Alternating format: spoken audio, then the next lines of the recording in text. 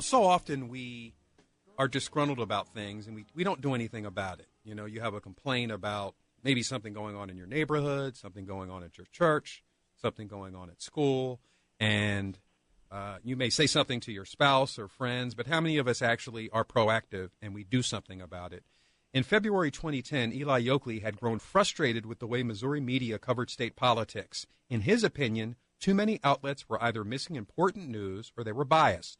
At the age of 17, Yokley launched his own blog dedicated to Missouri politics. PoliticMo.com is recognized as one of the most influential political news sources in the state. The Washington Post named PoliticMo as one of the best political blogs in Missouri. Eli Yokley joins us from, I believe Eli's in, Eli, are you in Jefferson City? I'm in Columbia today. Oh, you're in Columbia because you're a sophomore or junior at Mizzou? I am a senior at Mizzou. I'm up here in Columbia today. Once you're in Jeff City for so long, you got to get out of there every once in a while. So I'm so glad to not be down there today. It's been a pretty busy week down there. Eli, before we get into PoliticMo and what's going on in the Capitol, where did you develop this passion for politics?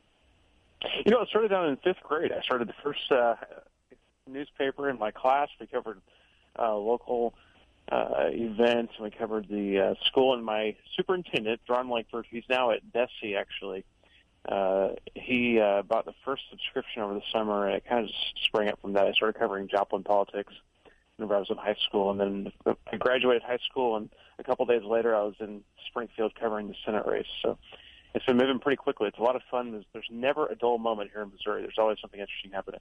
Tell us about the blog and what people can expect when they visit. Yeah, we started PoliticMo back in mid-2010 ahead of the big Senate race down there. I was living in Joplin with my family at the time. I just graduated high school. And then Representative Blunt was running statewide. And it really took off from that. The Senate race of 2012 really kicked off whenever the Senate race of 2010 stopped. And we spent a lot of time on the road covering that race because I think it's important. I think, a lot of these primary campaigns, especially, don't just get covered enough. And a lot of these news outlets don't have the resources, or the time, or the staff to do it. And I always thought there was a big opportunity there for somebody to come in and spend time on the ground covering these candidates who certainly deserve the coverage. I mean, they're running for one of the biggest offices in the state, U.S. Senate or governor. And I just thought that there was a void that needed to be filled there in the Missouri Press Corps, and it's sort of taken off from there. Now we're in Jeff City covering the legislature this last session, this session. There's not a lot of statewide races. There's a whole lot happening in Jefferson City. It's going to be pretty impactful coming up, especially in 2016.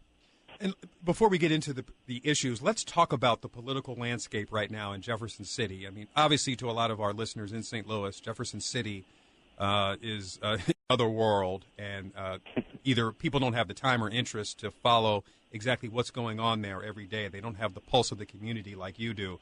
Is there an area of the state that's running the show right now? Is it Springfield? Is it Kansas City? Is it St. Louis? Or is there a true balance of power?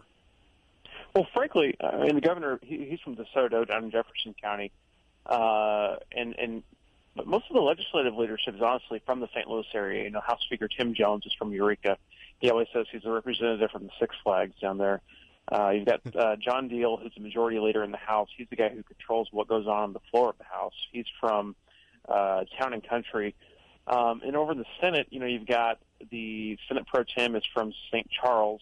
The majority leader in the Senate is from Joplin, and he sort of adds a Southwest Missouri conservative voice. But I would note that the Senate Appropriations Chairman, one of the most powerful people in the state as far as what money gets spent out of the state coffers, he's from Columbia, Missouri. And as you know, that's where Mizzou is located, and that's where a lot of the higher education money ends up going.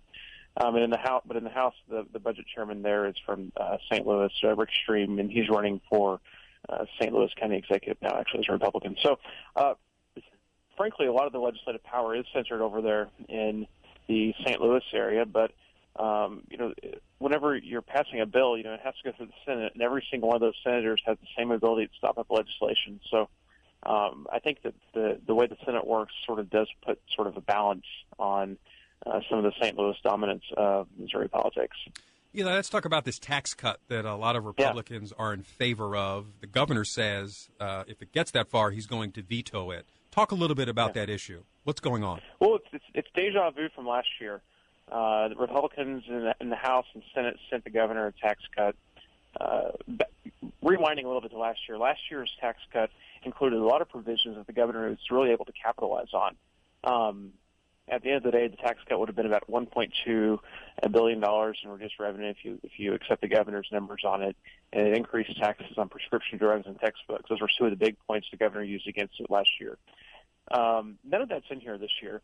This year, it's a pretty small tax cut relatively. It's a 0.5% decrease for most people, and a 25% deduction on business income taxes for personal tax returns. All in all, it would end up being about $620 million if you go with the Legislative Research's numbers to the state coffer once it's implemented in 2020. It's got a trigger provision built into it that would make it only going into effect if the state revenues are $150 million higher than the highest of the 3 previous years. So it will go into effect if it goes into effect. Governor's probably going to veto it, but it wouldn't go into effect until after he was out of office. Actually, why is he so against this? He's against it. He says that it could affect education funding. It's the same playbook he had last year during the tax cut fight. $620 million is a lot of money, especially as we've got, at the same time, about a week ago, the legislature passed an $800 million sales tax increase to fund roads and bridges. And so and they're also trying to move forward some bonding proposals to fund building projects in some of the higher education and some state buildings. So it's an interesting argument to hear sometimes coming from the legislature. On one hand, they want to cut taxes on businesses, and on the other, they're pretty openly accepting the fact that there's a revenue shortfall, or at least there's not enough revenue to fund what needs to be funded. MoDOT came to the legislature earlier this year and said that at this point they're not going to build any new highways, and in 2 or 3 years they're not going to have funding to maintain the roads they've got. So that's sort of the governor's argument against it is, look, you guys are trying to cut taxes, but we also can't fund roads and bridges, and he's concerned that that would be translated to the education. That was sort of his big contention last year too. Who's going to win out here? We'll see. They got in the House. They got 108 votes in favor. They have to have 109 to override the governor. They got Jeff Rorta down in Jeff County. He's running for state senate against Paul Weiland. He's a Democrat. He voted in favor of the tax cut. He ultimately voted against. He did the same thing last year, and he ultimately voted against it during the override effort. But Republicans look like they have the numbers. There were a few missing members this week who, including the sponsor of last year's tax cut bill, who didn't end up voting on the bill when it came up. But if all of those guys who skipped it vote in favor of it, or who missed the vote in favor of it, and the guys who voted for it stick on it, it looks like they could get it overridden in the House. In the Senate, the passage seems pretty likely too. So the governor, his veto, he has to sign it within 15 calendar days, which would be May 1st, or he has to take action on it by then, at which point it'll go back to the legislature. What the difference is this year and last year is last year the governor had to basically 4 or 5 months to lay out his case to Missourians against the tax cut, and he was able to go around and pull off about 15 members from the Republican Party and get them to join him against the bill. This year, 13 of the 15 voted in favor of this tax cut, and one of them was missing, and another one's not in the House anymore. So it looks like an uphill climb here for the governor, but I know that his office is they're always smart politically, and they're always able to put up a fight. So I think it'll be challenging, but this will be a much more condensed fight than last year's tax cut fight. So, Eli, if this passes, bottom line for us, just the average citizen, what will this mean for us? Well, it's a pretty small tax cut. It's a 0.5% reduction once it's fully implemented on your tax cuts. Missouri has pretty low taxes already, if your tax rate on personal income is 6%, it'll be lowered to 5.5%. Meaningful, but it's not a big difference. But I think the concern the governor would mention, if you're talking to him, would be the impact on state revenues. Is this really worth it whenever we're already struggling to fund some of these priorities like roads and bridges and some state buildings? What else stands out, Eli? What other issues are at the forefront? Well, the governor's really pushing to get Medicaid done. He's got the Missouri Chamber on board. He's even got former Republican Senator Kit Bond joining him on this. That's an interesting partnership. It's weird dance partners, but the governor's got somebody in the Senate that's willing to dance a little bit. It's State Senator Ryan Silvey from Kansas City. He's a Republican. He's got some ideas that would tie some of these reforms to food stamp programs that Republicans have been asking for years now, in with Medicaid expansion on the private side. In Kansas City and St. Louis and even in Columbia, a lot of places are using these managed care companies or private companies where they were able to basically funnel Medicaid dollars and supporting some of these lower income folks. That's an option Republicans are really pushing right now. And with the kind of people you've got backing this, there's always a chance this could happen. But something you got to remember is we've got 19 legislative days left this year. So anything that could happen is going to have to happen fast. Another thing that the Speaker of the House has really been pushing has been right to work. These labor policies that would basically make it where in closed shops unions can't charge non-members dues. They say it's about making sure that people aren't sort of just taking advantage of the services they offer without being a member. House Speaker Tim Jones from up there in your neck of the woods has been really pushing this bill as an economic development tool. He's a few votes short still, but if they want to get it done, they're going to have to bring it up in the next week or so, just because of how the legislative calendar really works. If they really want to have a chance of getting it through the Senate, where Democrats are pretty likely to kind of go to war over it. So one more thing that has drawn some attention of a lot of folks is reforms to the state's criminal code.